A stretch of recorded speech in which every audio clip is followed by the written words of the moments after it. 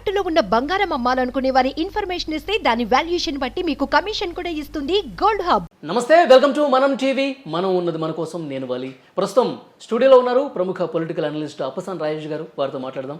రాజేష్ గారు నమస్తే సార్. రాజేష్ గారు, కుప్పం సభలో ముఖ్యమంత్రి వైఎస్ జగన్ గారు చంద్రబాబును ఉద్దేశించి అనేక విమర్శలు చేశారు. అందులో ప్రముఖంగా ఒకటి మీ ముందు ఉంచుతాను. చంద్రబాబు గారి పేరు చెప్తే అసలు ఒక్క పథకం అన్నా గుర్తొస్తుందా మీకు అని కామెంట్ చేశారు. ఆయన సుదీర్ఘకాలంగా ముఖ్యమంత్రిగా పనిచేసిన వ్యక్తి, ఎక్కువ అనుభవం ఉన్నటువంటి వ్యక్తి.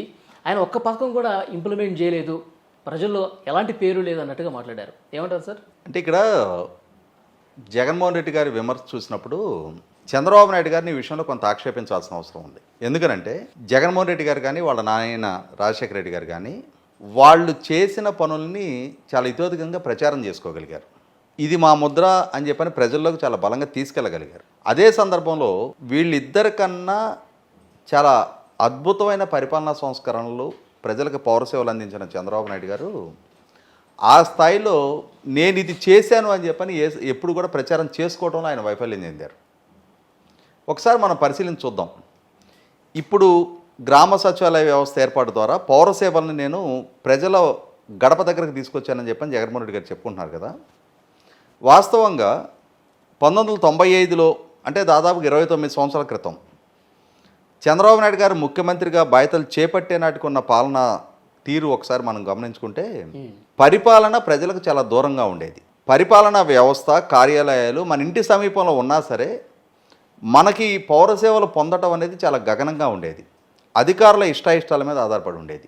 అటువంటి స్థాయి నుంచి ప్రజల వద్దకు పాలన చేర్చింది చంద్రబాబు నాయుడు గారు. ఇవాళ మీరు ఏ గవర్నమెంట్ ఆఫీస్కి వెళ్ళినా సిటిజన్ చార్టర్ అని ఉంటుంది. మీరు ఎంఆర్ ఆఫీస్కి వెళ్ళినా, ఎండిఓ ఆఫీస్కి వెళ్ళినా, మున్సిపల్ ఆఫీస్కి వెళ్ళినా కూడా ఇవాళ ఉభయ రాష్ట్రాల్లో కూడా మీకు సిటిజన్ చార్టర్ కనిపిస్తూ ఉంటుంది, డిస్ప్లే అవుతూ ఉంటుంది. దాంట్లో పౌరులకున్న హక్కులేంటి, ఏ సేవ పొందటానికి ఎంత టైం షెడ్యూలు, అంటే మీరు ఒక దరఖాస్తు, ఒక బర్త్ సర్టిఫికేట్కి ఒక దరఖాస్తు సబ్మిట్ చేస్తే ఎంత టైంలోపు అది పరిష్కారం అవ్వాలి అనేది మీకు ఒక టైం ఫ్రేము సిటిజన్ చార్టర్ అక్కడ మెయింటైన్ అవుతూ ఉంటుంది. అది తీసుకొచ్చి ప్రజలకి తమ హక్కుల్ని నేర్పింది చంద్రబాబు నాయుడు గారు, గుర్తు చేసింది చంద్రబాబు నాయుడు గారు. అధికార వ్యవస్థకి జవాబుదారితనాన్ని నేర్పింది చంద్రబాబు నాయుడు గారు. ఇవాళ జగన్మోహన్ రెడ్డి గారు ఆయన ప్రధానంగా చెప్పుకుంటుంది ఏంటి, నేను సంక్షేమ పథకాలని, ఆయన సంక్షేమ పథకాలలో డోర్ స్టెప్కి ఇస్తుంది ఒక ఓల్డేజ్ పెన్షనే. మిగిలిన ఇప్పుడు రేషన్ అనేది నేను ఇంటికి చేర్పిస్తున్నా అని చెప్తున్నారు, కానీ ఇంటికి రేషన్ రావట్లా. ఆ వ్యాన్స్ వీధి మొదట్లో ఆగుతూనే వీధి మొదటికి వెళ్ళి తెచ్చుకునేవాళ్ళు, ఇంతకుముందు రేషన్ షాప్కి వెళ్ళి తెచ్చుకునేవాళ్ళు, అంతే తేడా.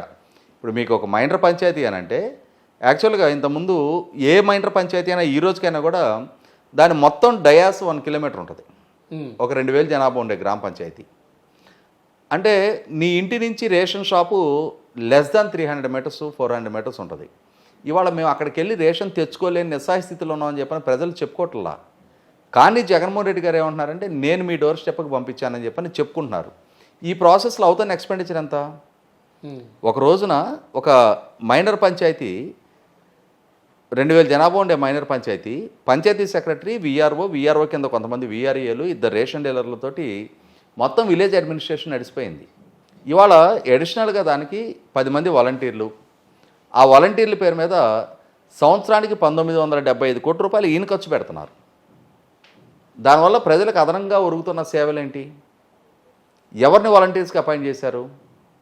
ఈరోజు జగన్మోహన్ రెడ్డి గారే స్వయంగా ఏం చెప్తా ఉన్నారు, వీళ్ళందరూ మన సైన్యమే, మన పార్టీ అభిమానులే, మన గెలుపుకి దోహదంగా పనిచేయగలిగే కీలక సైన్యం వీళ్ళే అని చెప్తున్నారు. అంటే ఈ పనులు చంద్రబాబు నాయుడు గారు చేయలేదని చెప్పనే తన పార్టీ సిబ్బందికి, తన పార్టీ శ్రేణులకి ప్రజాధనాన్ని దోసిపెట్టలేదు కాబట్టి అని చెప్పని ఆయన పేరు ప్రజల్లో గుర్తులేదా? మీరు ఇవాళ మీ పార్టీ శ్రేణులకి సంవత్సరానికి 1975 కోట్ల రూపాయలు అంటే ఆన్ యావరేజీ ఈ 5 సంవత్సరాల టెన్యూర్లో 9875 కోట్ల రూపాయలు ఖర్చు అవుతుంది. ఒక మేజర్ ఇరిగేషన్ ప్రాజెక్ట్ కంప్లీట్ అయి ఉండేది. ఇది ప్రజారోధక పాలన గురించి అంటే ఇవాళ గ్రామ సభలు ఏర్పాటు చేసిన గ్రామ సభల్లో అంటే ఇప్పుడు జనాలకు ఎంతవరకు తెలుసో లేదు, కానీ నేను చంద్రబాబు నాయుడు గారి ప్రభుత్వంలో జరిగిన గ్రామ సభల్లో నేను ప్రత్యక్ష సాక్షిని. నేను చాలా సంవత్సరాలు సుదీర్ఘకాలం స్థానిక రాజకీయాల్లో ఉన్నా. ఒక దరఖాస్తు మీరు గ్రామ సభలో సబ్మిట్ చేస్తే నోడల్ ఆఫీసర్ దాని మీద సైన్ చేస్తారు.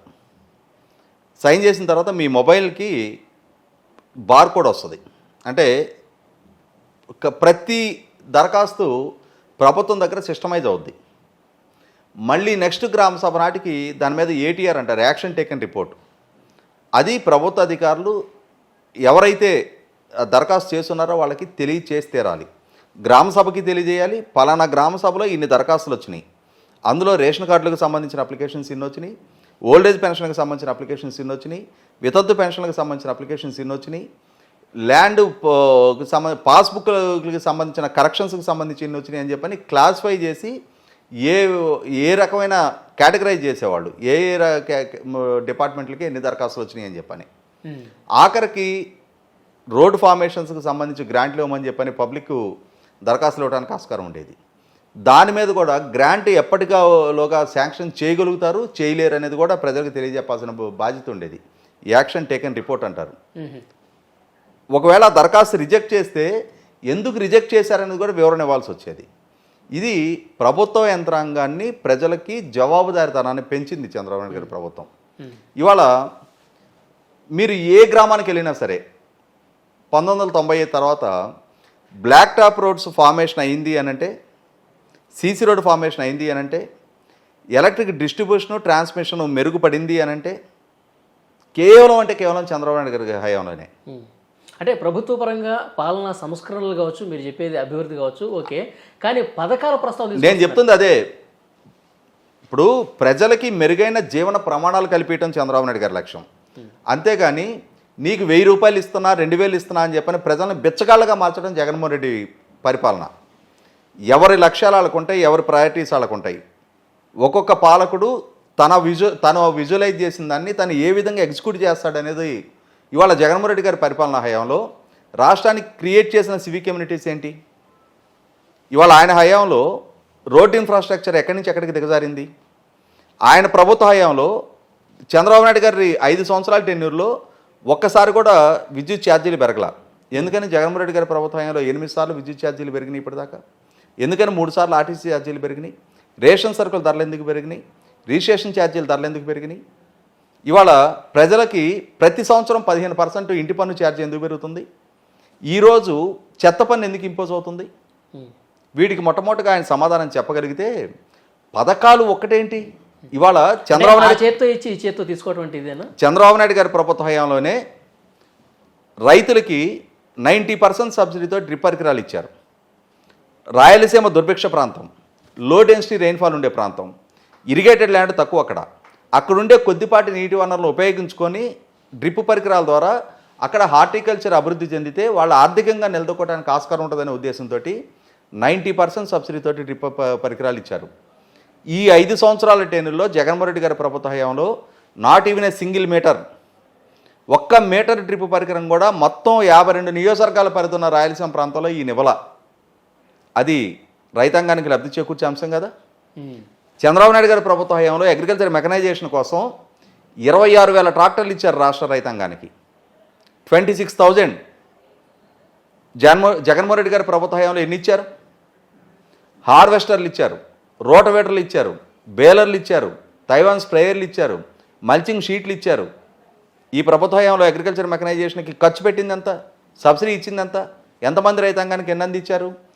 రైతుల్ని వాళ్ళ కాళ్ళ మీద వాళ్ళు నిలదొక్కుకోవడానికి మార్గం చంద్రబాబు నాయుడు గారు చూపించారు. ఈయన ప్రభుత్వ హయాంలో ఈయన ఏం చెప్పారు? నాకు అధికారం ఇవ్వండి, సంవత్సరానికి 12,500 చొప్పున 4 సంవత్సరాల పాటు 50,000 ఇస్తానని చెప్పారు. కానీ అధికారంలోకి వచ్చిన తర్వాత సెంట్రల్ గవర్నమెంట్ ఇస్తున్న 6,000తో కలిపి 13,500 ఇస్తున్నారు. ఈ 6,000 కలిపిస్తానని చెప్పాలి ఆ రోజున. చంద్రబాబు నాయుడు గారి ప్రభుత్వ హయాంలో ఇవాళ సంక్షేమం జగన్మోహన్ రెడ్డితో బిగిను కాలేదు, జగన్మోహన్ రెడ్డితో ఎండు కాదు. ఎన్టీ రామారావు గారు 30 రూపాయలతో మొదలుపెట్టిన పెన్షన్ ఈరోజు 3,000 రూపాయల వరకు ఎదుగుతూ వచ్చింది. ఈయన చెప్తా ఉన్న చంద్రబాబు పేరు మీద ఉన్న పథకం ఒకటి చెప్పమంటున్నాడు కదా. జగన్మోహన్ రెడ్డి 2014లో చంద్రబాబు నాయుడు గారు పదవి బాధ్యతలు చేపట్టే నాటికి వృద్ధాప్య పెన్షన్, వితంతు పెన్షన్ 200 రూపాయలు. దాన్ని ఆయన సింగిల్ స్ట్రోక్లో 1000 రూపీస్ చేశారు. అంటే 400% hike. Never in the history ఏ ముఖ్యమంత్రి హయాంలోనూ అంత హైక్ జరగల. 30 రూపాయలతో బిగినైన పెన్షన్ని ఉమ్మడి రాష్ట్ర ముఖ్యమంత్రిగా చంద్రబాబు నాయుడు గారి హయాంలో 150% పెంచి 75 రూపాయలు చేశారు. దాన్ని 166% పెంచి రాజశేఖర రెడ్డి గారు 200 చేశారు. 10 సంవత్సరాల కాంగ్రెస్ ప్రభుత్వ హయాంలో ఆ 200 అమలు జరిగింది. ఆ 200ని 400% హైక్ ఇచ్చి 1000 రూపాయలు చంద్రబాబు నాయుడు గారు చేశారు. మళ్ళీ తిరిగి దాన్ని ఆయన 100% హైక్ ఇచ్చి 2000 చేశారు. జగన్మోహన్ రెడ్డి గారు ఏం చెప్పారు?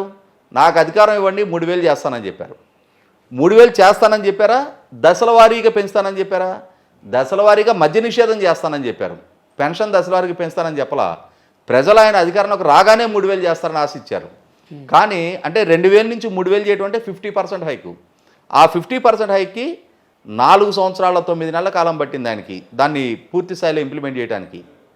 నేను చాలా గొప్ప అద్భుతమైన సంక్షేమం చేశానంటే, గత ప్రభుత్వ హయాంలో ఒక ఫిక్స్డ్ షెడ్యూల్లో క్రెడిట్ క్యాంపులు కండక్ట్ చేశారు. సొంత కాళ్ళ మీద నిలబడాలి అనుకున్న యువతని ప్రోత్సహించే ఉద్దేశంతో సబ్సిడీ రుణాలు ఇచ్చారు. జగన్మోహన్ రెడ్డి గారి 5 సంవత్సరాల కాలంలో not even a single credit camp రాష్ట్రం మొత్తం మీద ఒక్క కుల కార్పొరేషన్ ద్వారా ఒక్కళ్ళకి సబ్సిడీ మీద రుణం ఇచ్చామని చెప్పండి. గత ప్రభుత్వ హయాంలో ఎస్సీలకి బెస్ట్ అవైలబుల్ స్కూల్ పథకం ఉండేది. ఈయన వచ్చిన తర్వాత రద్దు చేశారు.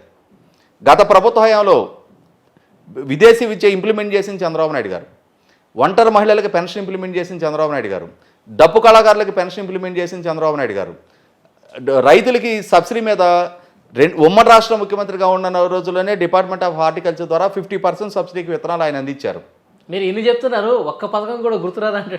నేను చెప్తుంది అదే, జగన్మోహన్ రెడ్డికి తెలియదు కాబట్టి, లేదు ఆయన ఎదురుగా ఉండేవాళ్ళు అమాయకులని ఆయన ఫీల్ అవుతూ ఉంటారు కాబట్టి ఆయన ఇష్టారీతిని చెప్తూ ఉంటారు. 25,000 కిలోమీటర్ల సీసీ రోడ్ ఫార్మేషన్ గత ప్రభుత్వ హయాంలో జరిగింది. ఏ స్థాయిలో కూడా చంద్రబాబు నాయుడు గారి పరిపాలనా స్థాయికి జగన్మోహన్ రెడ్డి గారు మ్యాచ్ అవ్వరు. ఆయన సంపద సృష్టి చేయలేరు, ఆయన అభివృద్ధి చేయలేరు. ఇరిగేషన్ రంగం మీద గత ప్రభుత్వ హయాంలో 68,000 కోట్ల రూపాయలు ఖర్చు జరిగితే జగన్మోహన్ రెడ్డి గారి ప్రభుత్వ హయాంలో 22,000 ఖర్చు పెట్టారు. 52 స్థానాలు ఉన్న రాయలసీమలో ఆయనకి 49 స్థానాలు కట్టబెడితే ఆ రాయలసీమ ప్రాంతానికి 12,000 కోట్లు చంద్రబాబు నాయుడు గారి ప్రభుత్వ హయాంలో ఖర్చు పెడితే ఈయన హయాంలో ఖర్చు పెట్టింది 2,000 కోట్లు. కాబట్టి జగన్మోహన్ రెడ్డి గారు నిజం చెప్పలేరు, అబద్ధం చెప్పలేరు. ఎవరో రాసిచ్చిన స్క్రిప్ట్ చదవటం తప్ప. ఆయనకి ఆ స్క్రిప్ట్ రాసిస్తున్నారు, దాన్ని యథావిధిగా వల్లవేస్తున్నారు.